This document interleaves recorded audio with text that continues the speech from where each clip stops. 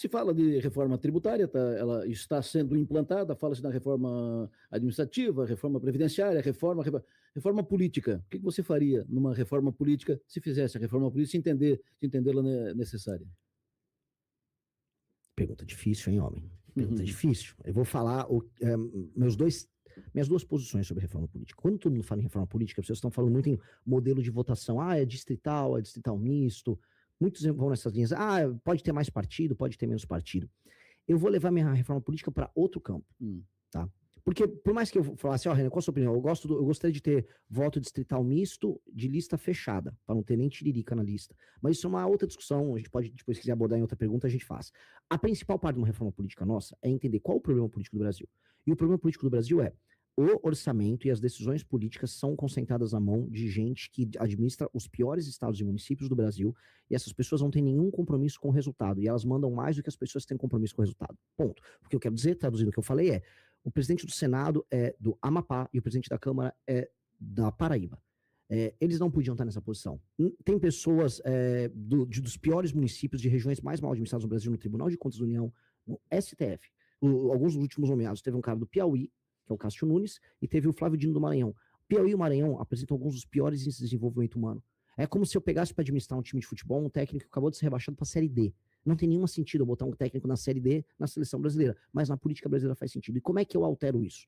Veja, o dinheiro dos catarinenses ele é tirado via impostos, ele vai para o governo federal, e aí ele, pelo Fundo de Participação dos Estados, Fundo de Participação dos Municípios, ele é enviado para municípios pouco funcionais em outros lugares do Brasil. Eu fui visitar esses lugares pouco funcionais. O IDH desses lugares, a atividade econômica não aumenta. E os governadores não têm nenhuma obrigação em fazer a arrecadação do Estado aumentar. Ele só fica com o pires na mão, dando calote para o governo federal, ou esperando cair o dinheiro. Então, um governador, por exemplo, do Maranhão, ele não melhora a vida do maranhense. Ele só fica aguardando um paulista, um catarinense trabalhar mais para coletar mais impostos do governo federal e cair no cofre dele. Aí sabe o que acontece? Um salário de um professor no Maranhão, ou um salário de um policial no Maranhão, é mais alto do que um de São Paulo. Mesmo o custo de vida lá sendo muito menor. Vocês sabiam disso aqui? Talvez, eu não vi o de Santa Catarina, mas talvez seja mais alto que o de um policial ou de um professor em Santa Catarina. É justo se o dinheiro foi coletado aqui? Só que os índices educacionais, os índices de segurança pública nesses lugares são piores do que São Paulo e Maranhão. Desculpa, São Paulo e Santa Catarina. Isso não é correto. Como resolver isso? A minha reforma passa pelo seguinte. Todo prefeito e governador, eles terão que, tirando o fato de serem populares, que é o que eles só querem ser populares, para poder concorrer a uma reeleição, eles terão que obedecer índices de desempenho. Então é assim, se você pegou o saneamento básico no seu estado, ele está em 15%, se você é um governador, você tem que entregar ele com 20%, no mínimo. Se é um prefeito, pegou com 10, tem que entregar com 20. Mesma coisa com saúde, mesma coisa com educação, mesma coisa com atividade econômica que tem que aumentar. Se você gera esse efeito, você ganha pontos. Se você ganha pontos, você pode concorrer à eleição, você pode receber emendas no teu município, e você pode, inclusive, fazer shows aí para as eleições, que é o que esses caras adoram. Pode. Se você não conseguiu bater essas metas, independente de você ser popular ou não, você não pode participar das eleições. Você fica elegível por 8 anos, o seu partido fica elegível naquele município por 8 anos. O que você faz? Com que o dinheiro que é extraído de impostos dos outros lugares acabem obrigando, tá, através dos repasses, esses lugares a se tornarem independentes economicamente, melhorarem a vida das pessoas, porque aí sim, esses municípios vão ficando, vamos colocar aqui, autônomos, e ficando autônomos, o dinheiro de Santa Catarina fica em Santa Catarina, o dinheiro de São Paulo fica em São Paulo, e a população do Maranhão fica feliz e vive melhor também. E a gente tem uma federação mais equilibrada. E aí, com uma federação mais equilibrada, a representação melhora no Congresso Nacional e o país como um todo melhora. Hoje, o modelo político no Brasil é políticos, governadores em geral, judiciário, ficam o tempo todo tentando extrair dinheiro de quem trabalha e produz. Esse é o modelo. Para resolver isso, indicadores de desempenho muito claros e punições para quem não conseguir cumprir. Com base nisso, a gente começa a reequilibrar a federação. Se não, eu vou colocar aqui, não é nenhuma provocação, é a verdade, a federação vai quebrar. Se a gente não resolver isso que eu tô falando, algum momento o Brasil vai se separar em 2, 3 países. Porque as pessoas não vão conseguir aguentar. Uma hora, o cara que tá pagando imposto aqui em Santa Catarina vai falar, eu tô de saco cheio, não aguento mais ter que sustentar o prefeito de Bacabal, no Maranhão. Não dá. Não dá. E o cara de Bacabal, ele só rouba a população de Bacabal. E ainda me rouba aqui em Santa Catarina, eu nem sei quem é ele. Uma hora vocês não vão aguentar.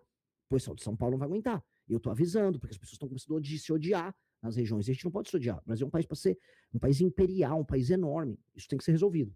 Na sua reforma política, mantém a reeleição? Eu manteria a reeleição para deputados. Eu acho, entretanto, muito mais racional a gente aumentar o mandato de presidente para 5 anos e não ter reeleição. Aí o presidente consegue apresentar um projeto, e aí ele pode, na reeleição, lançar um candidato do partido dele. Acho que não tem problema nenhum. Agora, o modelo de reeleição, como nós temos no Brasil, é um modelo doente. Por que doente? Porque os mandatos são construídos para apenas se reeleger. E aí você tem Já assume tratando a reeleição. Exato. E o terceiro ano de mandato já é campanha. E aí o último ano ainda é só aplicação de obras e gasto de dinheiro e compra de voto. A gente sabe que esse é um modelo no Brasil. Agora, se a gente aplicar esta reforma que eu falei aqui, com indicadores de desempenho e com punições, aí a coisa muda um pouco de figura, porque na prática esse prefeito ou esse governador, se eles entregarem os indicadores de desempenho, aí talvez valha a pena até eles concorrerem à reeleição. Né? A gente tem que ter a questão toda são os critérios de desempenho. Hoje, infelizmente, o eleitor não avalia bem um político. Nos lugares mais pobres do Brasil, a taxa de reeleição dos prefeitos é muito alta. Aí você pergunta, como pode uma cidade que é muito ruim, o prefeito ser reeleito? A vida não melhorou em nada, porque a pessoa vende o voto. A pessoa ganha um emprego na prefeitura, todo mundo sabe que é assim. Então, a política é isso. A gente fica falando de esquerda e direita é só a casquinha do ovo. A política brasileira é compra de voto, cooptação. Essa é a regra no Brasil. E isso precisa acabar.